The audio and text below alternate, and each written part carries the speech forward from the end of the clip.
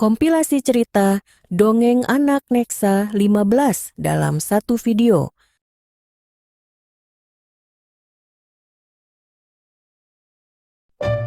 Baca buku, yuk! Di satu wilayah kumuh, hiduplah satu kelompok anak yang selalu bersama. Mereka selalu gembira, meskipun rumah mereka hanya dari tripleks. Mereka selalu membantu ibu mereka untuk bersih-bersih. Pada satu hari, ada satu kakak bersyal merah yang datang. Ia membawa satu kotak besar berisi buku. Anak-anak itu tak mampu membeli buku. Jadi, mereka tak pernah baca buku. Mereka juga tak bisa baca. "Ayo sini, kakak ajarkan membaca." Kakak bersyal merah itu begitu murah hati.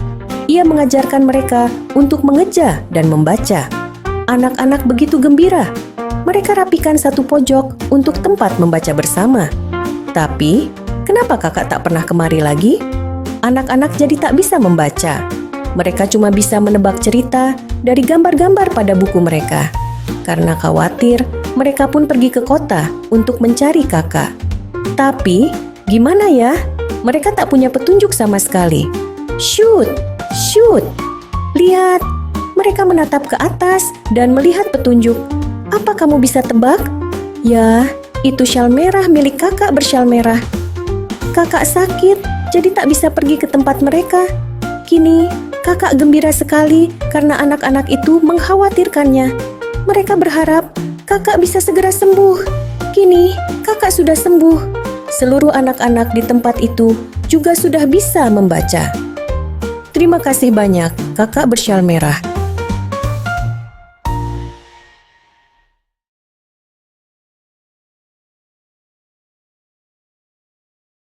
Di mana Gogo?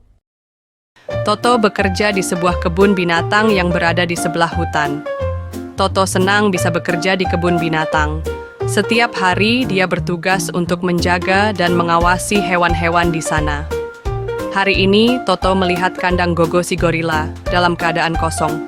Toto terkejut dan segera keluar mencarinya.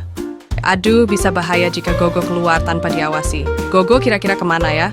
Bisa jadi Gogo lari ke hutan. Dia pun mencari Gogo di balik semak dan pohon. Binatang-binatang di hutan memandang Toto. Aduh, tidak ada juga di sini. Toto lalu mengambil teropong jarak jauh. Dia lalu meneropong ke semua tempat di seberang sungai. Mungkin Gogo ada di sana? Aduh, tapi si Gogo tidak ada juga. Kamu di mana, Gogo? Toto mulai khawatir. Toto sudah mencari ke semua tempat, tapi Gogo belum ketemu juga. Apa mungkin Gogo sembunyi ke dalam air ya? Tidak ada pilihan lain. Toto pun menarik napas dalam-dalam dan menyelam ke sungai. Kamu di mana, Gogo? Si anjing penjaga kebun binatang pun merasa kasihan pada Toto. Moti lalu mencoba memberi isyarat pada Toto, tapi Toto masih sibuk sendiri. Moti lalu menyalak keras dan memandang ke arah toko makanan. Toto mendapat petunjuk. Terima kasih Moti yang pintar dan baik. Toto bergegas lari menuju ke arah toko makanan. Toto lalu membuka pintu toko dan bergegas masuk ke dalam. Di dalam toko makanan itu pun, Gogo terlihat sedang mengunyah pisang dengan santai. Kulit pisang terlihat ada di semua tempat. Toko jadi kacau dan kotor. Toto hanya bisa menatap Gogo tidak percaya. Tapi untunglah, Gogo sudah ketemu sekarang. Hai teman-teman, apa kamu pernah ke kebun binatang? Apakah kamu mau bekerja di kebun binatang seperti Toto? Menurut kamu, hal seru apa yang didapat jika bekerja di kebun binatang? Menurut kamu, gorila bisa habis berapa banyak pisang untuk sekali makan? Kalau kamu sendiri, berapa banyak pisang yang bisa kamu makan?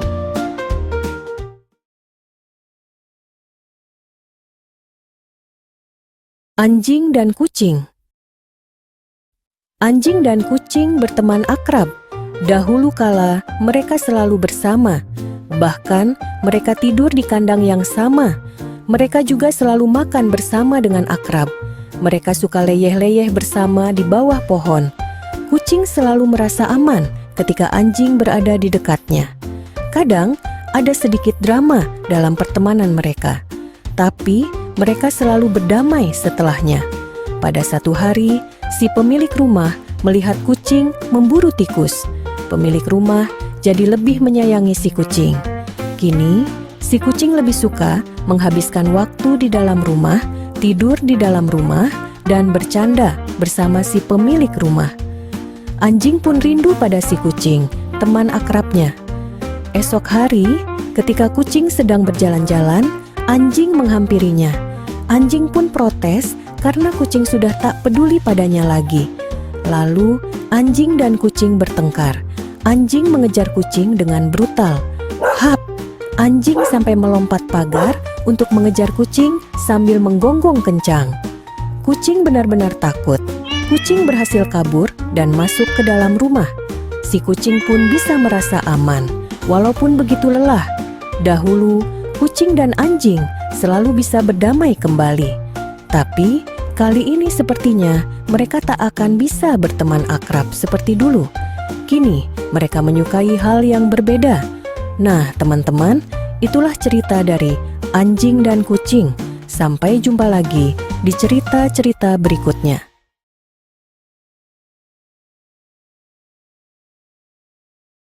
Belalang angkat suara. Belalang, katak, dan jangkrik senang bermain di padang rumput yang hijau. Suatu hari, teman-teman belalang tidak enak badan. Belalang bermain sendiri. Esoknya, teman-teman belalang tidak ada di padang rumput. Belalang mencari mereka. Di jalan, dia melihat jangkrik sedang menyemprotkan bahan kimia ke tanaman. Ada wadah bahan kimia kosong di sungai. Belalang ingin berhenti untuk menyapa, tapi dia masih kesal. Jadi, dia terus terbang. Belalang ke rumah jangkrik. "Aku sakit, aku hanya bisa berjalan pelan," keluh jangkrik. "Kamu mungkin telah makan sesuatu yang beracun. Ayo, kita ke dokter." Jangkrik terlalu lemah untuk terbang. Ada ranting untuk jembatan, tapi jangkrik jatuh. "Pegang erat-erat," teriak belalang. Jangkrik merosot di ranting. "Jangan lepaskan, di dalam air itu ada yang bisa menggigitmu." Tiba-tiba, ranting patah. Belalang dan jangkrik jatuh ke air. Ada katak raksasa melompat akan memakan mereka. "Berhenti, katak, ini kami." "Oh, aku tidak tahu, mataku tidak jelas." Belalang dan jangkrik merayap naik ke daun teratai terdekat. "Kami mau ke dokter, jangkrik sakit." "Mungkin aku harus ikut juga," kata katak. "Penglihatanku terganggu dan ada ruam aneh di kulitku." Belalang tahu. "Jangkrik, bahan kimia tidak sehat. Sisa kimia di wadah melukai mata dan kulit katak." Jangkrik merasa bersalah. "Kita akan membersihkannya. Mari kita ke dokter dulu." Setelah sehat, jangkrik membersihkan sampah dan limbah dari air. Dia belajar cara baru untuk merawat tanaman dan tidak memakai bahan kimia.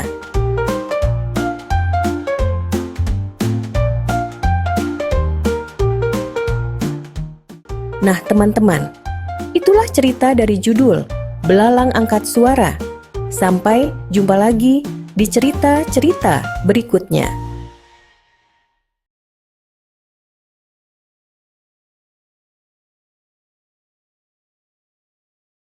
Belalai Tiwi.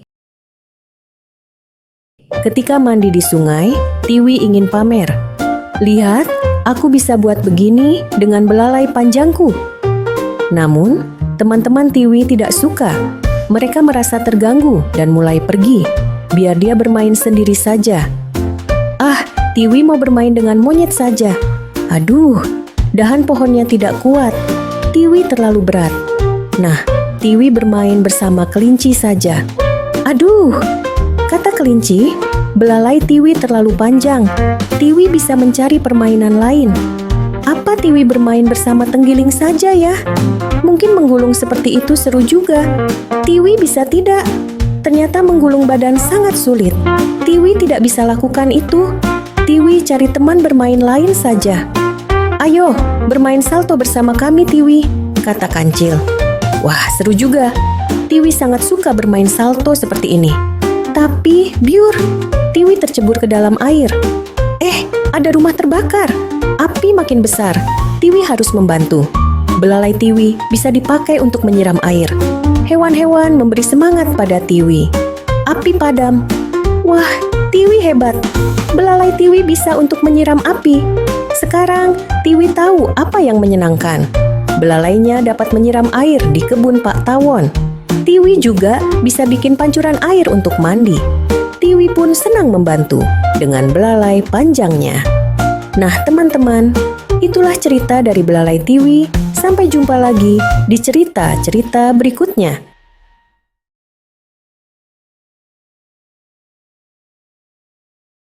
Buah untuk Yaki. Rambutan hutan semakin langka. Jumlahnya terlalu sedikit untuk Yaki dan teman-temannya. Padahal itu buah kesukaan Yaki. Yuk, kita cari rambutan ke tempat lain. Yaki mengajak teman-temannya. Mereka berjalan semakin jauh hingga Yaki melihat banyak rambutan. Aduh, pagarnya menggigit, jerit teman Yaki. Dia pukul kepalaku. Orang itu marah. Lari. Lelah berlari, Yaki berhenti. Di sini agak sepi. Banyak teman-teman Yaki sudah jauh berlari. Asyik! Rambutan terhampar di tanah. Yaki tidak perlu memanjat. Di kebun ini tidak ada pagar kawat. Gawat! Ternyata ini jebakan. Rambutan itu hanya umpan. Untung Yaki cekatan. Dia membebaskan teman-temannya tepat ketika pemilik kebun datang. Cepat lari, seru Yaki lagi. Nah, kebun rambutan ini sepertinya aman, kata Yaki. Tetapi di mana teman-teman Yaki? Oh, Yaki tertinggal. Yaki bimbang, haruskah dia berlari pulang? Tapi perutnya lapar. Ada pemilik kebun. Yaki bersembunyi. Pemilik kebun itu membawa tongkat juga. Jangan sampai Yaki kena pentung seperti temannya. Oh, tongkat itu ternyata untuk mengambil rambutan. Aduh, pemilik kebun itu melihat Yaki. Keranjang itu untuk menangkap Yaki. Oh, keranjang itu untuk rambutan. Pelan-pelan Yaki mendekat. Pemilik kebun itu menatapnya. Suara anjing menyala. Yaki pun ragu sesaat. Pemilik kebun itu memeluk erat anjingnya. Yaki tidak perlu takut, anjing itu mengejarnya. Apa maksud orang ini? Mana mungkin dia memberi Yaki rambutan? Yaki tidak begitu percaya. Benar, Yaki boleh memakan rambutan itu sampai puas. Hore! Yaki tidak lagi cemas. Dia pun makan rambutan sampai puas dan kenyang. Nah, teman-teman, itulah cerita dari Buah untuk Yaki. Sampai jumpa lagi di cerita-cerita berikutnya.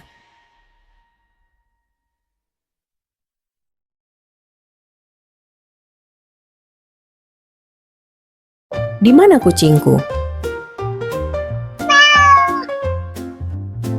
Apakah Kit keluar dari rumah lagi? Aku akan melihat ke depan. Mungkin dia ke jalan setapak depan rumah untuk jalan-jalan. Oh, Kit pasti tidak datang ke sini. Aku pikir aku mendengar suaranya. Di mana Kit berada? Sembunyi di mana dia? Kit sering sekali tidur di sini. Tapi hari ini kok tidak ada ya? Aneh sekali. Di mana kucingku ya? Dia juga tidak berada di belakang pot. Sekarang aku mulai panik. Kit tidak ada di salah satu tempat yang biasa dia suka. Di mana kucingku? Aku berjalan ke belakang rumah dan mencari semak. Mungkin dia bersembunyi di sana. Tidak ada gunanya. Dia juga tidak ada di sana. Aku dengar suara meong. Aku pergi ke depan rumah. Tidak di sini. Aku benar-benar menyerah untuk mencari dia. Mungkin dia kembali ke dalam. Aku pergi ke kamarku dan melihat ke bawah lemari. Dia cukup kecil untuk sembunyi di sini. Tetapi dia juga tidak ada di sana. Aku mengambil bangku dan berdiri di atasnya sehingga bisa melihat ke atas. Tidak, Kit bahkan tidak ada di atas lemari. Di mana ya kucingku? Aku melihat di rak buku dan di sekitar mainanku. Terkadang Kit akan duduk di sana, walau tidak terlalu sering. Aku benar-benar khawatir sekarang. Mungkin aku harus mencari di bawah tempat tidurku. Kit suka tidur di sana. Kolong tempat tidur selalu hangat dan aman. Aku berjongkok agar aku bisa melihatnya. Ternyata dia tidak ada di bawah sana. Aku sudah cari ke semua tempat. Apa aku harus memanggil ibu untuk meminta bantuan? Tunggu, ada apa itu di bawah selimut? Aku mengangkat ujung selimut dan ternyata Kit ada di sini. Dia pasti ada di sini sepanjang waktu. Aku sangat senang sekali telah menemukannya. Nah, teman-teman, itulah cerita dari Di Mana Kucingku. Sampai jumpa lagi di cerita-cerita berikutnya.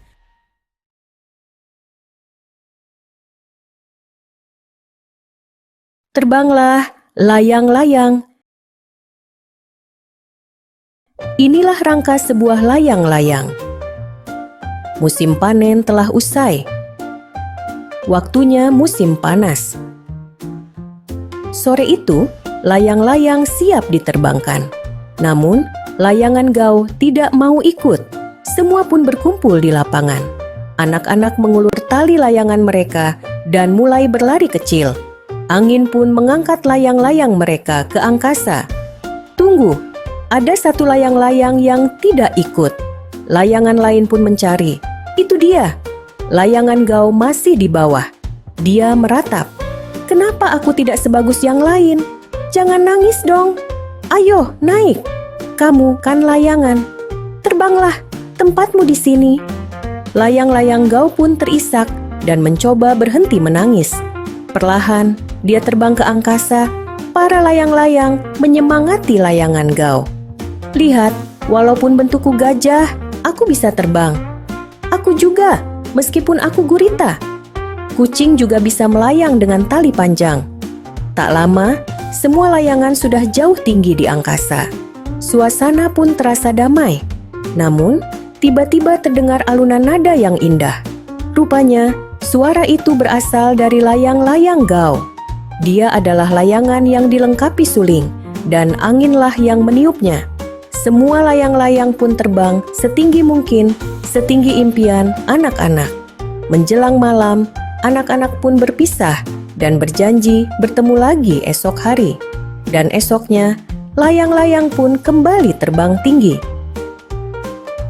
Nah, teman-teman, itulah cerita dari judul Terbanglah Layang-Layang. Sampai jumpa lagi di cerita-cerita berikutnya.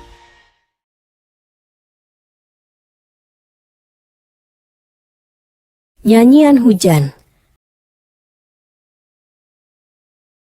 Aka tinggal di padang pasir. Dia seorang penyanyi. Dia pergi ke desa-desa. Dia menyanyi di pesta-pesta. Suatu hari, Aka pergi ke desa baru. Dia berjalan. Dia bernyanyi. Datanglah padaku, wahai awan. Dia terus menyanyikan lagu itu. Aka mendengar suara dum dum dum. Dari mana suara itu? Itu Dino si dinosaurus. Aka senang bertemu Dino. Dino juga suka lagu itu. Aka dan Dino berdendang dan bergoyang. Awan, datanglah padaku. Turunkan hujanmu. Mereka bernyanyi riang. Sang awan pun mendengar lagu itu. Awan datang. Aka dan Dino senang. Hujan pun turun. Aka dan Dino berbagi payung. Mereka terus pergi ke desa. Terima kasih atas hujan yang telah turun. Mereka terus bernyanyi. Pernahkah kamu bertemu dinosaurus? Apakah mereka bisa bernyanyi? Apa yang ingin kamu lakukan saat hujan? Nah, teman-teman, itulah cerita dari judul Nyanyian Hujan. Sampai jumpa lagi di cerita-cerita berikutnya.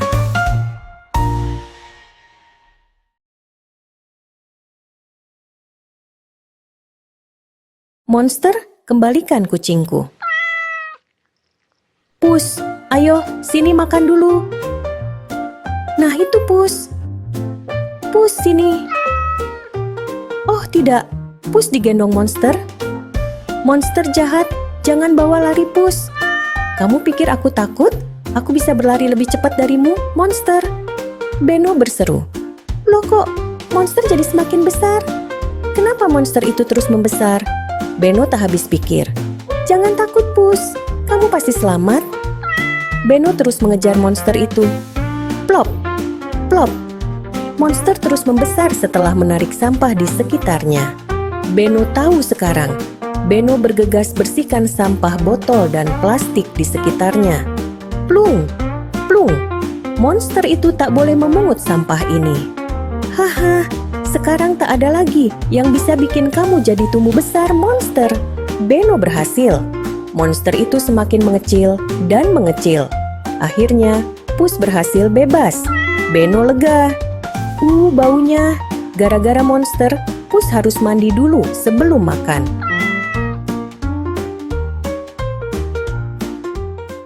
Nah, teman-teman, itulah cerita dari judul monster Kembalikan Kucingku. Sampai jumpa lagi di cerita-cerita berikutnya.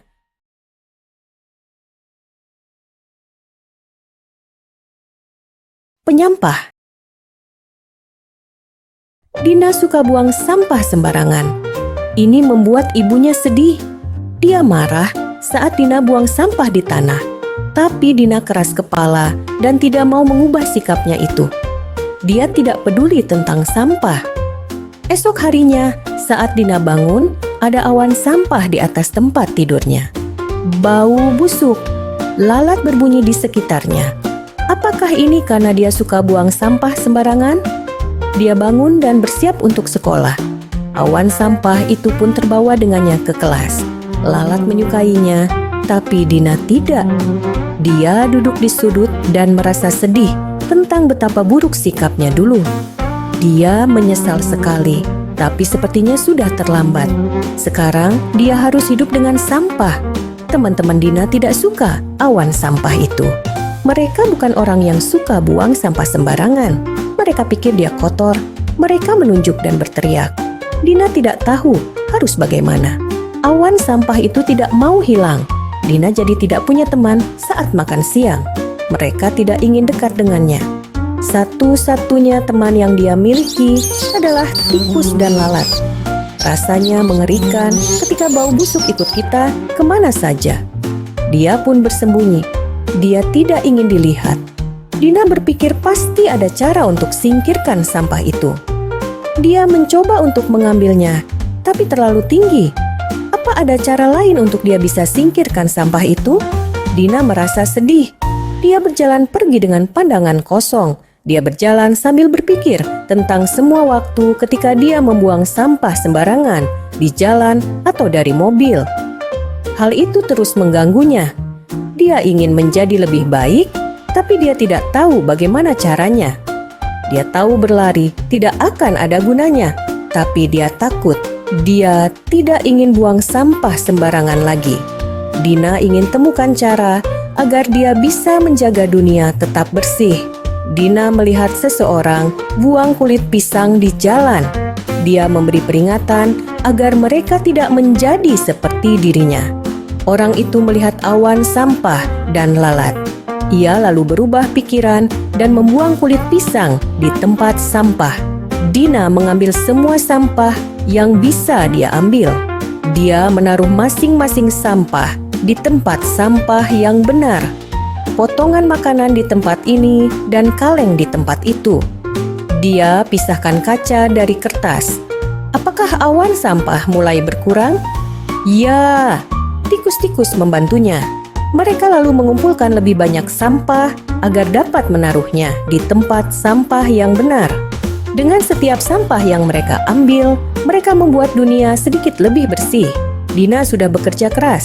Dia sudah berubah banyak. Teman-temannya pun senang dia tidak lagi membuang sampah sembarangan. Sekarang, mereka semua bisa bermain di dunia yang lebih bersih dan hijau. Nah, teman-teman, itulah cerita dari Penyampah. Sampai jumpa lagi di cerita-cerita berikutnya.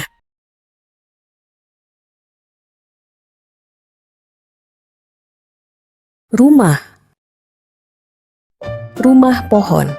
Rumah-rumah seperti ini biasanya bisa kita lihat di berbagai masyarakat adat. Rumah warung. Rumah-rumah seperti ini berguna bagi ibu-ibu. Mereka tak perlu mengkhawatirkan anak-anak mereka. Rumah bengkel.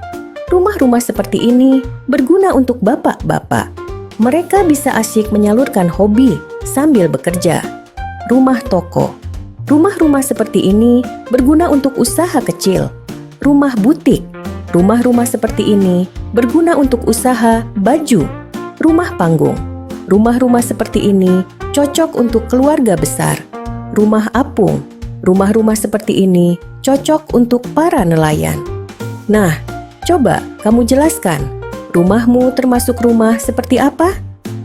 Nah, teman-teman, itulah cerita dari rumah. Sampai jumpa lagi di cerita-cerita berikutnya.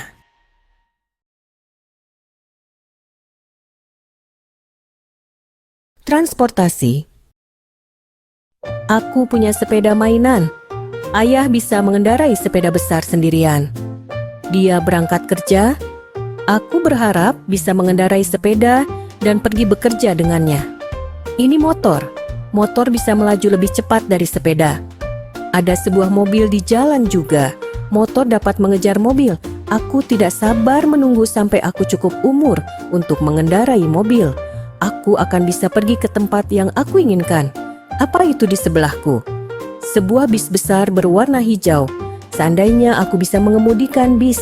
Sebuah bus dapat membawa banyak orang. Ada jalan rusak di depan. Pekerja lagi perbaiki jalan yang rusak. Wah, ada eskavator yang menggali jalan. Aku lagi mengendarai eskavator ketika aku melihat laut di sebelah jalan. Aku jadi ingin tahu di mana ujung laut itu. Oh, lihat, ada yang sedang mengendarai jet ski. Kata orang itu, aku boleh menukar eskavator dengan jet ski punya dia. Kami bertukar. Pria itu mengendarai eskavator dan aku naik jet ski. Jet ski sangat cepat. Aku bisa pakai ini untuk sampai ke perahu itu. Aku akan bayar ongkos perahu untuk aku pinjam perahunya. Aku akan bawa perahu ini ke kapal besar di tengah laut itu. Ayo, perahu, kita harus menerjang ombak yang datang, teriakku dengan penuh semangat. Aku sampai di kapal besar. Disinilah tempat ayah bekerja. Aku bayangkan bagaimana petualangan untuk bertemu ayah. Ayah pun tertawa mendengar cerita khayalan aku itu. Aku bisa pakai begitu banyak jenis kendaraan. Naik kendaraan tertentu bisa membantu kita untuk berpindah tempat dengan cepat. Kamu paling suka alat transportasi yang mana? Nah, teman-teman, itulah cerita dari transportasi. Sampai jumpa lagi di cerita-cerita berikutnya.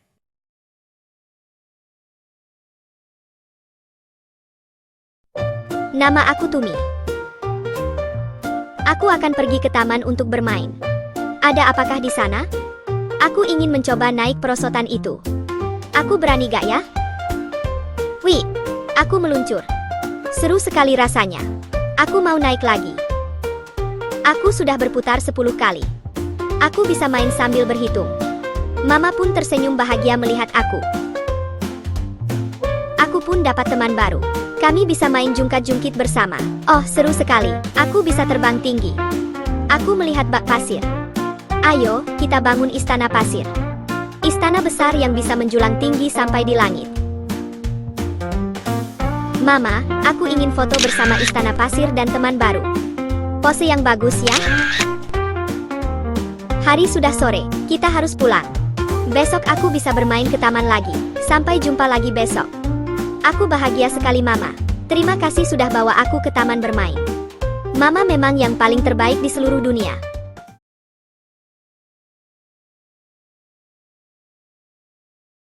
Warna-warna indah.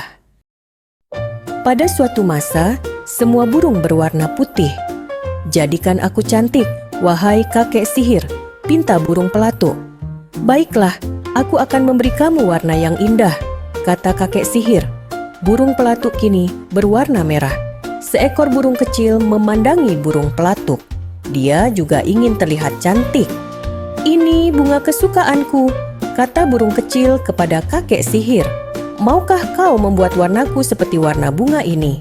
Kakek sihir mengecat burung kecil dengan warna kuning yang indah.